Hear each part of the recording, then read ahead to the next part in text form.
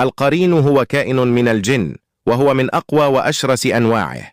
وظيفته الأساسية هي الوسوسة للإنسان. ولكن قبل أن نبدأ، اضغط إعجابا وقل اسما من أسماء الله الحسنى في التعليقات.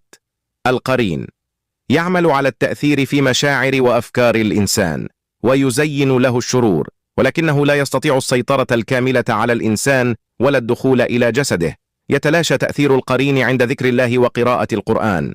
القرين يوسوس للإنسان بالشر ويعده ويمنيه، وقد ينسيه ذكر الله. القرين لا يموت مع موت الإنسان، وإنما تنتهي مهمته ويذهب حيث شاء الله. كما أن للإنسان قرينا من الجن، فإن له قرينا من الملائكة.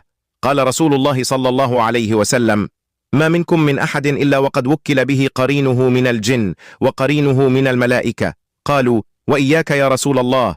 قال: وإياي، ولكن الله أعانني عليه فأسلم، فلا يأمرني إلا بخير.